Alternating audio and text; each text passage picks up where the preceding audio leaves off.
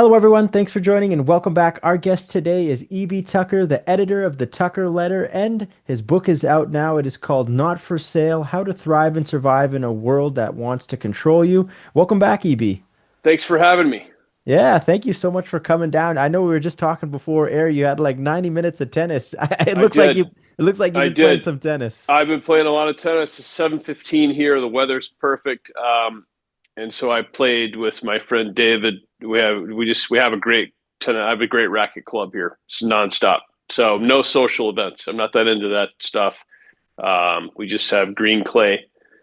Tennis is very cool because a lot of people might already know this, but you have hard court tennis. Like if you watch the Australian Open, you watch the U.S. Open, the hard courts are different. So you can actually make the court so the ball bounces differently. It's very interesting. And then you have Interesting. green clay and then you have red clay. And all Oh, the formats are different. And so when you play on the clay, you slide around and stuff. The ball bounces different. It's really fun. And tennis is cool because it's like playing chess, but jogging around. There's a lot of strategy, there's a lot of math, and it's a great game. So anyway, we talk about this in the Tucker letter. People think we just talk about investments, but we talk about tennis because you can extend your life by 9 years really? if you play tennis according to the USTA. Wow. So Well, that's give it a good. shot. Yeah, that's good for your health. I wanted to also get you on talk about more craziness in the markets. You see everything that's happening in the stock market, the financial Yeah, markets, you gold and silver going crazy. yeah. What are your thoughts right now on the market? Why is it going down? Is it due to tariffs? Is it due to, what is it? What do you think, Evie? Well, in the newsletter, we're talking about this. I mean, we basically have gone back to maybe 2010 and pulled quotes from central bankers about what they planned to do, and nobody believed them, and they did it. They created this thing called a virtuous circle. And Bernanke said what would happen is if he stimulated the economy, the stocks would go up, people would feel rich, they would spend more, they would get back into the market slowly, and then as they did all those things, the market would go higher, it would create a loop. So Right. it would get better and better, and it happened, and nobody believed it. 2010 was, Occupy Wall Street was 2011. So Wow. 2010 was really nobody was buying stocks. I mean, you're too young to remember this, but people were saying like you're crazy to buy stocks. Right. The resource stocks did well that year. People probably remember that. So here's the deal: we had a regime change, and we're not going to do that anymore. And what it means is that this virtuous circle concept that Bernanke talked about controlled the population. And what it did, this is very hard for people to understand, but what it did is it made everybody feel rich. They were getting poorer, like in real terms, but they Right. felt rich because they had a sweepstakes in the way of different things to speculate on, and stocks always go up. Everybody tell you that stocks always go up, Right. and they weren't saying that in 2010. So this is done. Okay, it's finished. Not forever. It doesn't mean stocks are going to go to zero. What it means is that it's not a great time to own the stocks that went up a lot. Right. And in the Tucker letter, what we did last year, we didn't really know what was going on, but we started getting out of a few trades because charts started doing this. Right. And so we would get out of the trade and people would send an email nasty that like we were down 10%. Okay, well, now some of those are down 30. We're out of them. Like, so we're trying to say to people, like, what's the big picture? What's happening here? Gold is going bananas. Okay. Totally bananas. I have the kilo bar here on the Oh, desk. wow. This Oh, is a wow. reminder.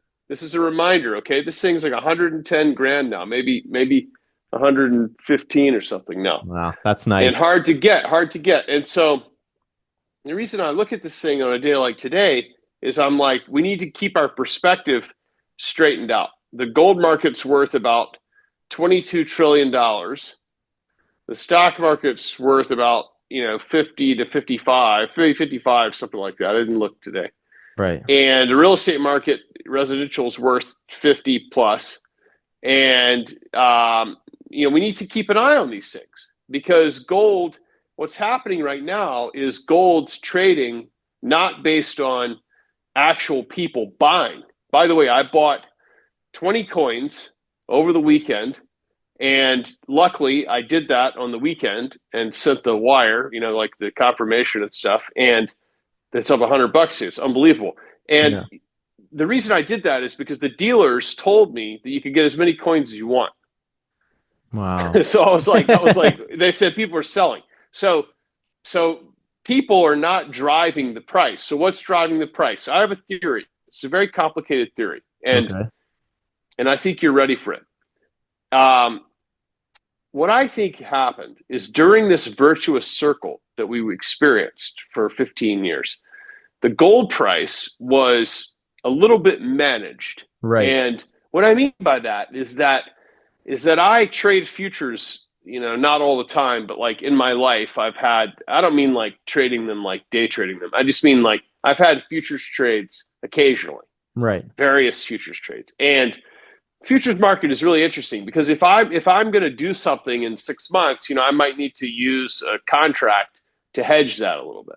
Right. So like a farmer says, I got all these corn's going to grow. I got to buy a tractor, so I'm going to sell the corn for May, and it's like October, whatever. Do this thing. Okay, so I think based on this machine behind me, it's quite expensive. Okay, so I would see in here like a half a year's worth of gold production trade in a day in the futures market. That's And crazy.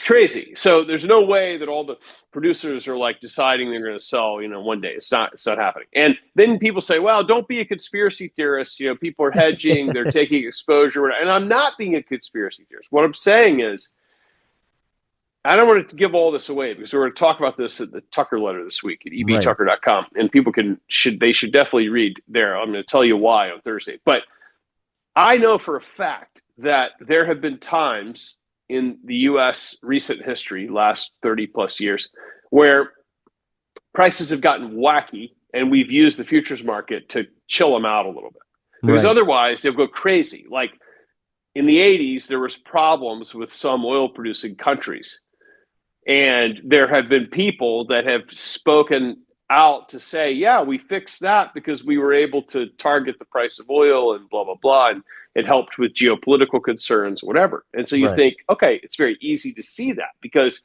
if I go in the market at 3 o'clock in the morning and I sell, 3 or 4 days worth of oil supply in the middle of the night or something like that, the oil price is going to go down. Okay. And then I buy those contracts back the next day, and I actually made money doing it. It's really brilliant. But Yeah, that's genius. stopped now. That's stopped now. In the futures market, I could go in here today and look. It's a crazy day. Don't have that kind of volume. And so what it tells me is that right or wrong or whatever the case may be, that this regime change that we've been through. I don't necessarily mean political either. Okay, that's part of it. But what I mean is that like it's a different era now. Right. We're not going to do that anymore. So what's going to happen? The gold price has got to unwind and find itself. It's going to go too high. It's going to go too high, and then it's going to come down a little bit. It should have been higher than where it was. That Okay. what it tells us is that like 2000 was too low. Okay, it's going to go too high. It's going to get kind of crazy. And so anyway, so let's talk about silver because this is very interesting. Now, as you know, I'm not really a fan of silver. I mean, I do actually have the 100 ounce bar. It's pretty heavy, but Yeah, that 100 ounces is a bit heavy. this is Engelhard. Yeah, so like I like the Engelhard bar because old school. Like they I like the funky old bars, Right. Yeah, it's not nice. the new ones. Yeah. So anyway, nobody steals this, by the way. No. Like people come in the office to cleaning people, whatever. Then they're like, "What is that?" Welcome to the Cayman Islands, a premier offshore jurisdiction where natural beauty meets financial stability. Here, your wealth is more than secure. It thrives in one of the most trusted and respected financial centers in the world. For over a decade, SWP has been the trusted choice for precious metal investors worldwide.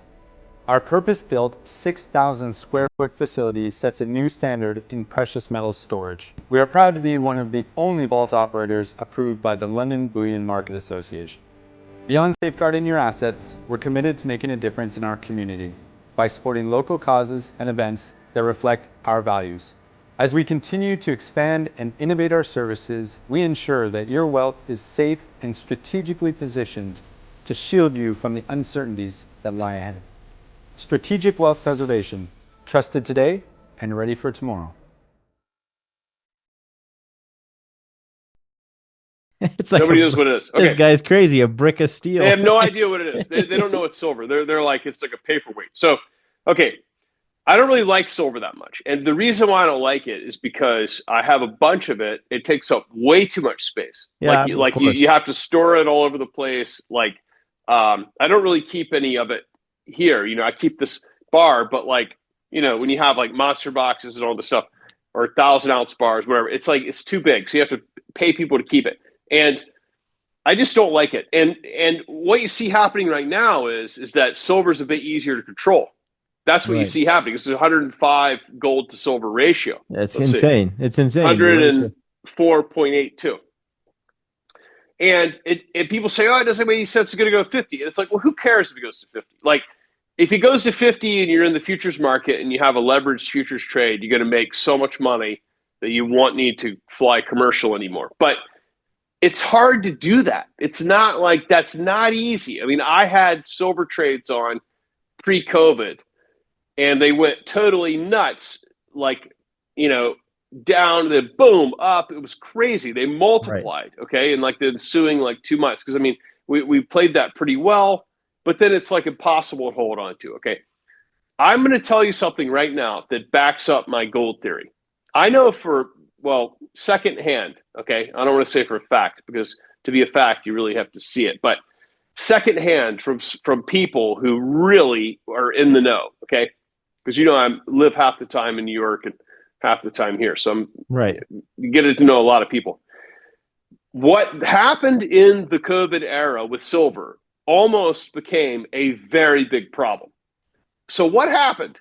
People tried to get the silver. Do you remember?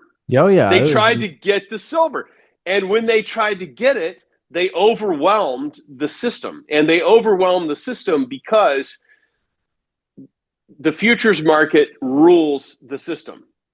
But when you buy, so that's what I think is happening with gold. Okay. I think gold is a little easier because countries really aren't in the silver market the same way they are in the gold market. Yeah, like you're not going to buy. Yeah. Yeah. It's just too ridiculous. It's like, doesn't accomplish their goal. And what do you produce a year? 900 million ounces of silver or something like that? Yeah, it's around, something like that. Yeah. And so, like a big chunk of it's eaten up with industrial uses and all this stuff. And it's managed like a commodity, like sand or something. I mean, it's like, yeah, just sell some of the futures or whatever, knock the price down and whatever. And so if people really want to do something fun, they would ask for the silver. But basically, I don't think they will, because I think right now someone is asking for the gold. For the gold, that's why it keeps going. Correct. And the gold is there. Don't get me wrong, it's there. I mean, whatever. It's like there's a lot of gold in the world. There's like $22 trillion worth. Okay, I mean it's just quite a bit. There's only how much Bitcoin is there? There's like 1.7 trillion of Bitcoin.